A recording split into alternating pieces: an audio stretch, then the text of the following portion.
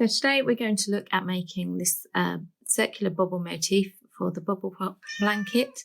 My cat will be helping, and we're just going to use some acrylic double knit yarn and a 4mm as a G hook. Okay, so we're going to start by making a magic ring where you just wrap the yarn twice over your fingers, tuck the hook under, pull a loop through, turn it, and then we're going to work 12 double crochet into this ring. So I always chain 2 to start and I don't count it as a stitch.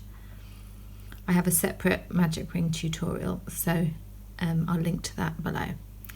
So I'm just going to quickly work my 12 double crochet, that's US terms, into this magic ring.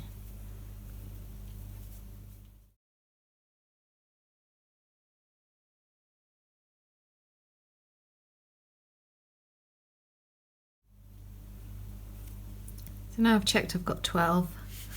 I would just pull that ring tight. Always pull till you hear the little squeak. There it is. And I'm going to join with a slip stitch. So for each round I'm going to join with a slip stitch to the top of the first stitch. So we'll hide that chain 2. Pull that tight, and then I'm going to turn and I'm going to chain 2.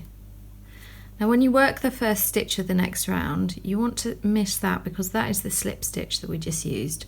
So you want to work into the top of the last stitch of the previous round. So in the first stitch I'm going to work 1 double crochet and 1 cluster.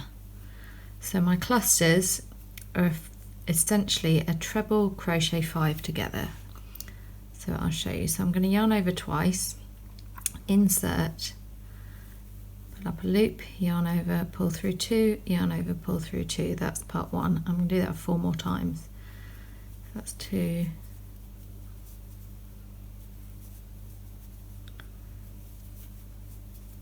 3, 4,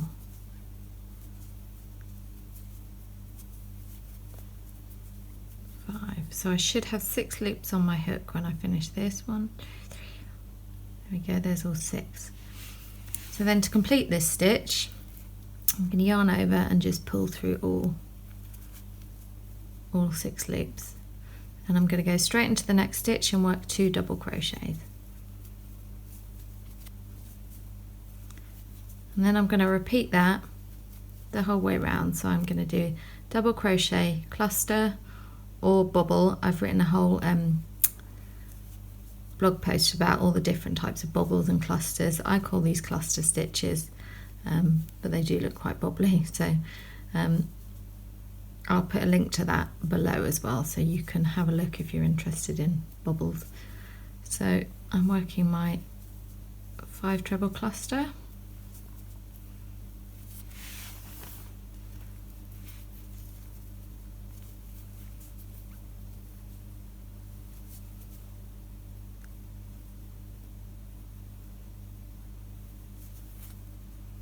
Hang on. Okay, classic mistake there. I only yarned over once on that last bit. You can see that's shorter. So I've got, that's my half, and then I've done 3 of the 5, and you know that because I've got 4 loops on the hook. So let's do the 4th and the 5th. So let's just check I've got my 6. So I'm just going to go away and work that right around the ring. So that's 2 double crochet in the next one to complete that repeat. So that's double crochet, cluster, 2 double crochet each way, so you'll end up with 6 bobbles or 6 clusters with 3 stitches in between. So I'm just going to crack on with that.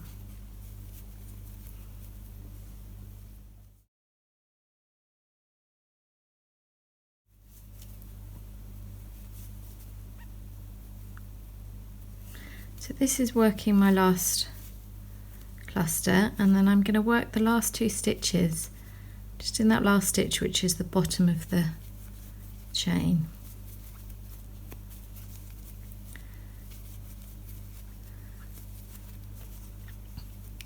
And I'm going to join with a slip stitch to here, which is the top of that first double crochet.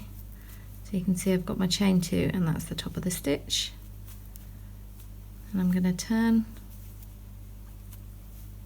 chain 2 to start the third round. So these bobbles, the clusters, will always be worked on the wrong side because they kind of pop out away from you. So that's usually an indication of whether you're on the wrong or right side. So again, I'm going to skip that slip stitch and work my first stitch into the top of the last from the previous round. So I'm going to work 1 double crochet in the first stitch and then 2 in the following stitch. And I'm going to repeat that all the way around. So with the cluster, you can see that stitch is a little bit longer there, it's kind of tucked at the back. It can be quite easy on this round to miss a stitch.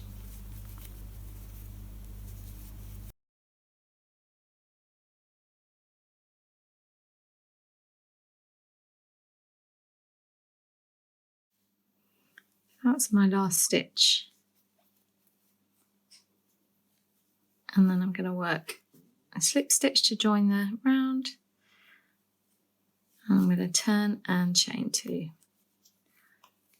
And again, miss that slip stitch, and into the first stitch I'm going to work 1 double crochet and 1 cluster.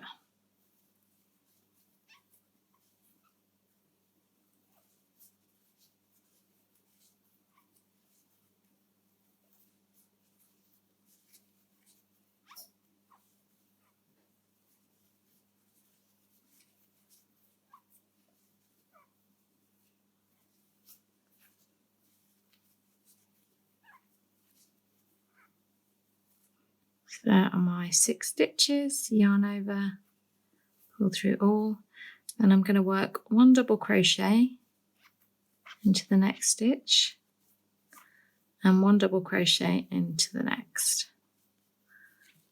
So that's my 4 stitch repeat, which I'm going to make around the circle. So that's 1 double crochet, 1 cluster, and then 1 double crochet in the next 2. So I will repeat that all the way around.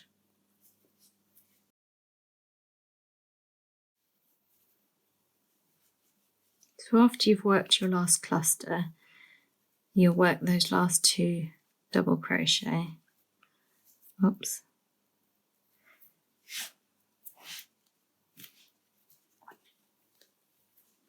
Into the last 2 stitches. And then again, you will slip stitch to the top of the first stitch. Can get a bit rolled around with this. It's just here. And then turn and chain 2. Then we're going to start the final round where I'm going to work 1 double crochet in the first stitch, the second stitch, and the third stitch. And then I'm going to work 2 double crochet in the next stitch.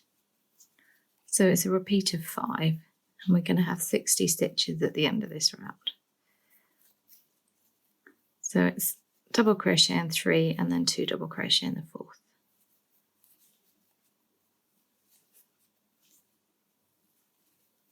So I'm going to just repeat that the whole way around.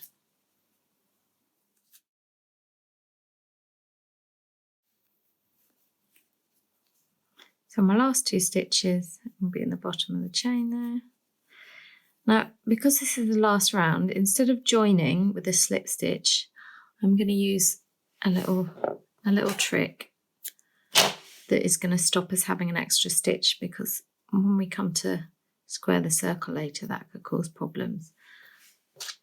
So I've just pulled that thread, that strand of yarn through. I'm just going to thread it. Now what I'm going to do is I'm going to effectively hide that stitch by creating another one over the top. So that will be where I would slip stitch in. But what I'm going to do is I'm just going to go from back to front through there. There's various different ways of doing this, but this works for me. And then, so you can see I'm going over that other stitch, and just pull that. And then I'm going to thread the yarn back through the top of the stitch that I've pulled it through. And then I'm just going to pull it tight enough to create a new stitch. So you've effectively got the V of a new stitch just there. Just pull it a little bit tighter. And I'll turn that over, and I will just secure it with a few stitches. You don't want it too tight because it does that. I'm just going to pull that back out. There we go. Just helps the join to be a little bit more invisible. So I'm just going to weave the ends in a little bit. Oh, somebody's come to play.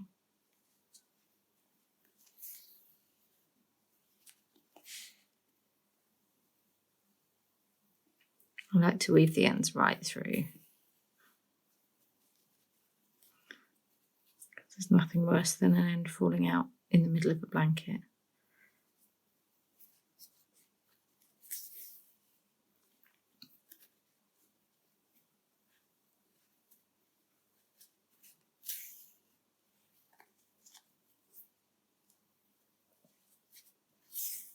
Okay.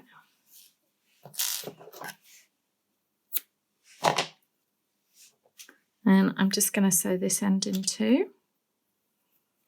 I'm a sew as I go girl, sometimes. So when you're sewing in magic rings, I always sew through a couple of stitches in the same direction. Then I always go back into the other direction as well, just again, if the middle comes out of this, it can be a bit tricky to fix. Sometimes it can leave a bit of a lump, but I'd rather that than everything unravelling.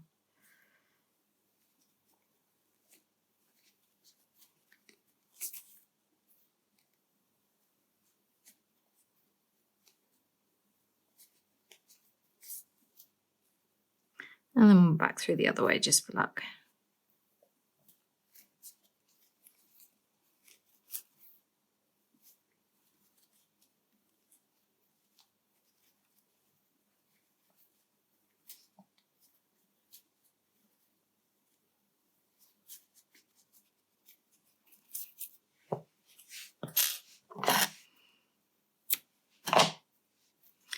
And there we have